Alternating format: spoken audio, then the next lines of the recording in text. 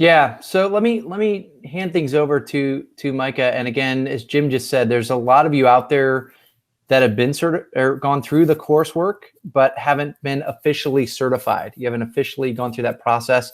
Again, for some of you that are new to it and learning about it, that would be the next step. So we don't want you to just attend the course or getting the education, but to actually just get that last little piece. And Micah, I'll just kind of turn it over to you to let you talk about how do they do that, or what do they need to do? What are those steps toward leading to certification? Thanks, Jeremy. I think one of the things that you mentioned there is no matter where you are in the world, there is the benefit of having this international, sort of internationally recognized stamp of certification. And so if you go through our coursework and do not pursue certification, it's a little bit like ordering pancakes and deciding no on syrup. So certification is not only included in the price of your investment of your coursework, it is really, I think, what maintains the investment that you've made in your knowledge and skill base. So on top of that, it's pretty simple. There's 4 steps. So I'll just outline these 4 steps, and then I'll go a little bit deeper into 2 of them. First, you need to complete the required coursework. That is a step. So the coursework in order to become certified is either attend our accelerated strengths coaching course, which is 4.5 days, and it is indeed accelerated. It's a lot of information all at once, but it's just a one-time experience. Or you need to attend a combination of 2 other options, and that is the Successful Strengths Coaching course and the Coaching Managers and Teams course. Once you've done that, the next step, so let's say checkmark, attend the courses. Number 2, checkmark, probably the easiest, is to complete an online application. And that really is just so that Gallup can understand where you're coming from, literally where your address is and how we can stay in contact with you. So this is really just to provide some details about your education, your work experience, your career focus. But completing that application online, super easy to do in the first step. Then there's 2 other pieces, and these are the 2 that I'll go into some more detail about. You can do them in any order, but you need to complete a 100-question exam. It's a written exam that you take online, and coach at least 6 individuals using the knowledge, using the materials, using the experience that you've gained through those courses, and have each of those individuals evaluate your coaching experience on a 1 to 5 scale. So let's talk a little bit about the last 2 that I mentioned. Those tend to bring the biggest questions. First is that written exam. It is online. It is 100 questions. They are multiple choice and true false. We provide you a study guide that helps you understand all of the content of what's in that exam. You may use your notes, so you can use any notes that you've taken during that course. It is not even timed. You just have to complete that exam in 1 sitting and by yourself. So complete it independently using your notes, using the study guide that we've provided you, and demonstrate the fact that you do understand this stuff. So people often ask me about that 100-question exam, and it is daunting. And I will say it's 100 questions on purpose. We do want to make it something that has a little bit of weight. You're joining a network of coaches around the world who all have demonstrated a similar foundation of learning and a commitment to studying a little bit. If you take a look at some of the resources that we provide you, you'll find that study guide. If you've been through our courses, you also get a link to a YouTube video that will help you think through that study guide. You do need to study in order to pass this exam, but if you've paid attention to everything that's gone on in those courses, you have heard the answer to all 100 questions, and they're really kind of fun. I think the reason that we do something like this is really to help coaches demonstrate that they've added knowledge and skill to the talent that they have to coach and to the passion and desire that they have to help folks coach. There's a 6-month completion deadline from the time you complete your final coursework until your eligibility to become certified. It expires. I tell you, one of the fun things I get to do at Gallup is I get coach folks who have not passed that exam and talk to them about what's going on and really help them to perhaps take again. And what I find is a lot of being able to pass that, even though it seems like a really daunting thing, it doesn't come from studying hard. It just comes from trusting yourself, understanding the themes kind of inside and out, understanding Gallup's take on what coaching is and what coaches can do. And it comes from taking action. Folks who fail the exam, most of them just have waited a long time since they were in the classroom to go back and take that exam. So my advice to people is always just get this process moving as soon as you can after completing your coursework.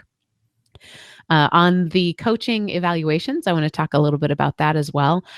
What we do is we send you a link that you can share with the 6 folks that you coach to an online evaluation where they fill out this evaluation. It's 7 questions on a 5-point scale.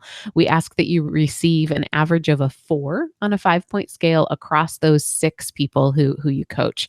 And people always ask me, gosh, what do I need to coach them about? Does it need to be a long-term coaching engagement? If you've been through our courses, we offer you lots of example coaching outlines and conversation outlines. Really, what this is designed to do is just help somebody understand their themes as they work in their life a little bit better. So some of the questions on that evaluation are really about, did my coach understand me? Did my coach help me to understand my themes a little bit better? So usually a great way to do this is, and I love that this is one of the requirements to become certified, because really what it helps you do is get out there and try, get out there and practice. We know that adult learners, in order to truly change behavior, or to truly take on a new habit, there's a couple things they need, and one of them is simply practice. And so what these coaching sessions with evaluations support you to do is get out there and practice. I often say, choose people who will complete the evaluation. It is confidential, and we won't be able to go back and say, well, Jeremy's the one who gave you a 4, or Jeremy's the one who didn't fill out that evaluation. So choose people that will fill out that eval, and tell them thank you for being one of your first people that you're coaching in pursuit of your certification. It sets the expectation that you're grateful. It also sets the expectation that, wow, you are learning through this just as they are. And remember, when you're walking somebody through their strengths, perhaps for the first time, it's a learning experience for them as well. So I find that coaches actually really have a really great time going through those 6 evaluations. Those are sort of the logistics of what you need to do to become certified. I also want to talk about recertification. But before I do that, Jeremy, Angela, Jim, what questions do we have so far? Mikey, you said you caution people to not wait too long, which I agree with 100%. I think people sometimes put it off, and eventually we'll get to it. But I think there's something about not waiting too long. What would be the recommended time frame for? I just completed the course this week. Today's Friday, so I ended at noon today. When would you recommend? I've had people take it like an hour after they finish the course, and they tend to struggle a little bit. I think it's because your brain is jello at the end of that course. We really do pack a lot into that. So maybe just have a nice cup of something on a Friday instead of taking that exam. But I think it's gonna depend. What I really want folks to study in order to be ready for that exam is all 34. So as soon as you feel that you can, go through the deck of, here, I've even just got the CliftonStrengths quick reference guide. Go through this as soon as you can name what these themes are based on this card, and maybe think about using those theme insight cards as well. Think about, how can I not just name the definition of a theme, but really think about how I might use it in a coaching intervention, be able to really feel familiar with that. That's one of those things that's available to you, that we don't spend the entire time in your course just teaching you what's already available to you. So that is one of the pieces that I think coaches need to prepare to do before they take that exam. My advice is within 30 days of leaving that course that you take the exam. It's absolutely not a rule. That is simply from my experience, having been through it myself and taken it myself, and having coached people who fail.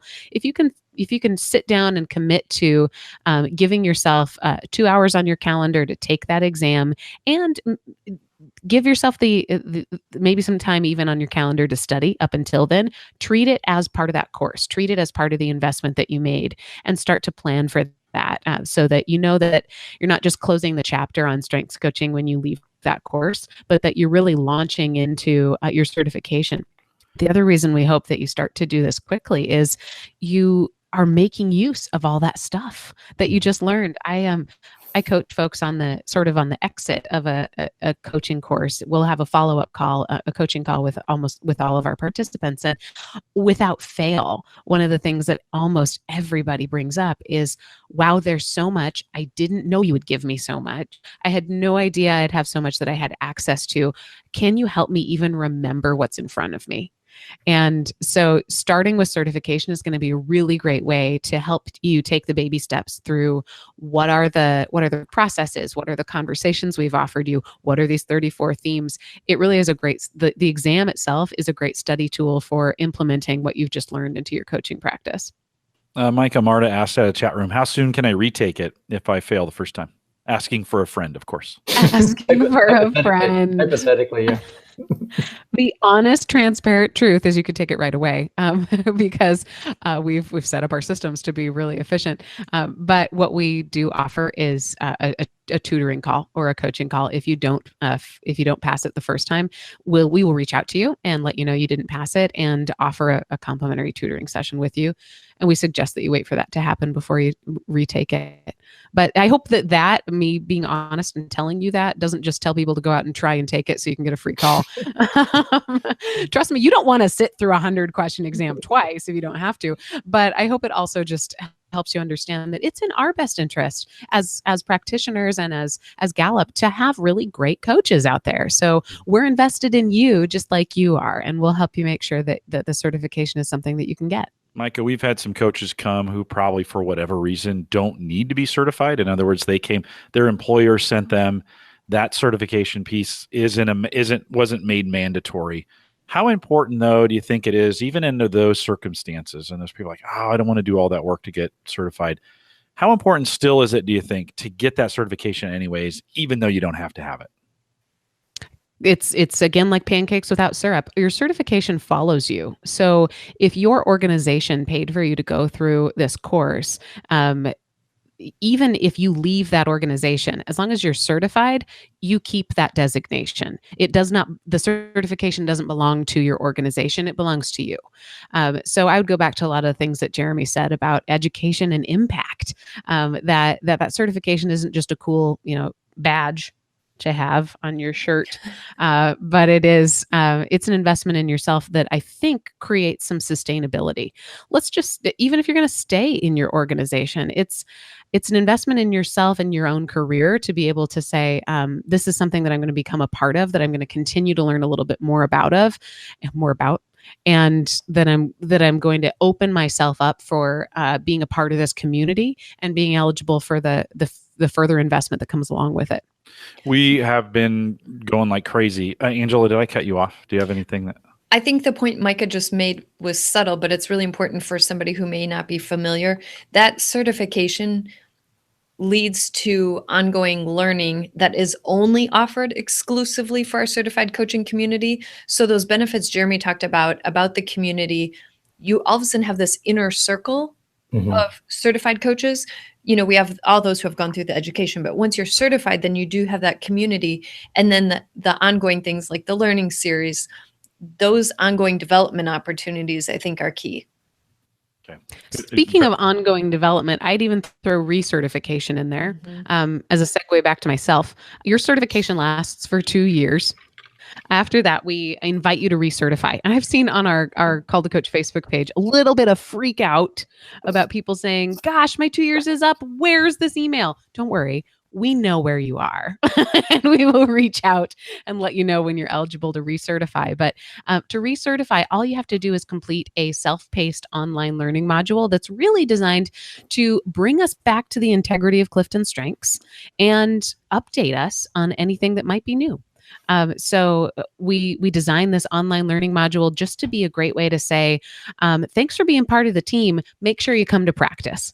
And after you go through that online learning module, you complete a short quiz and you immediately know whether or not you passed. After you've passed that recertification quiz, Gallup renews your designation for another 2 years and you receive an updated certificate. So again, part of the benefit of being certified is the invitation to recertify and really make sure that you're still aligning yourself with what you do, because we live in this awesome little world where we get to think and talk and breathe CliftonStrengths all the time. Not all of our certified coaches get to do that. They're exposed to and challenged by hundreds of other things every single day. Recertification is an opportunity to turn down the noise and to come back to really the core of why you did this in the first place and help just get back sort of into alignment and make sure that the practice that you're doing every single day is as good as it possibly can be in regard to CliftonStrengths. Micah, do you want to remind folks how to contact us if they have, like, if they're coming up on their certification, they haven't heard from us? What do they do? Yeah, sure.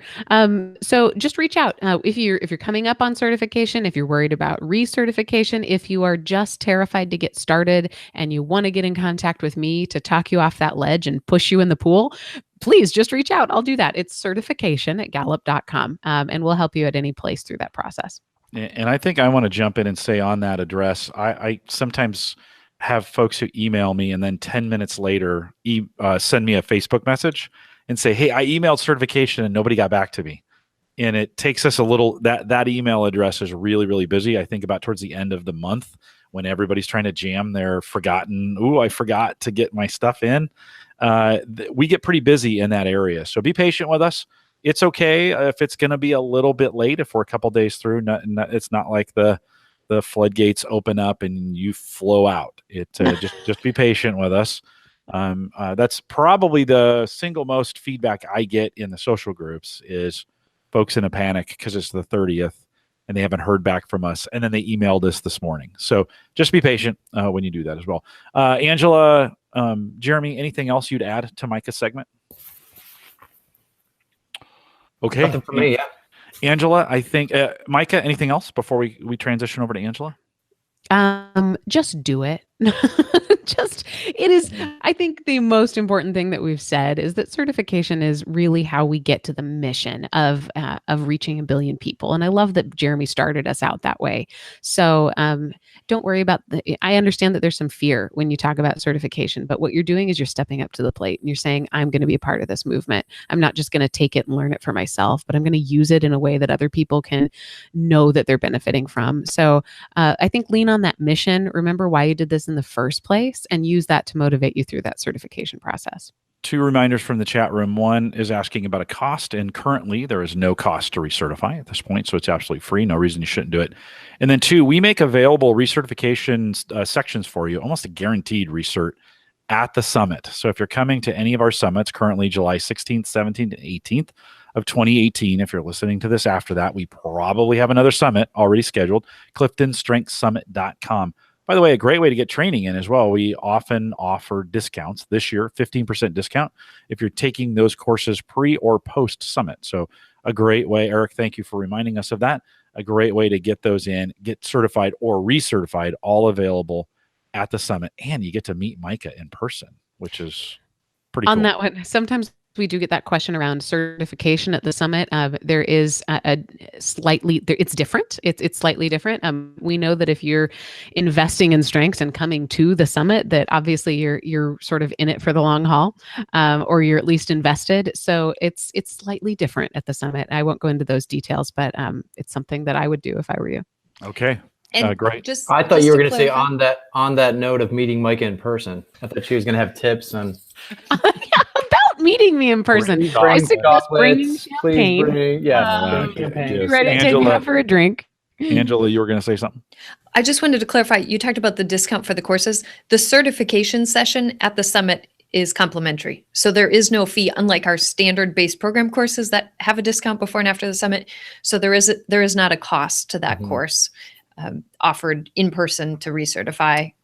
Yep. And it's pretty clearly spelled out on the summit site when you go to register what's complimentary and what is for fee. So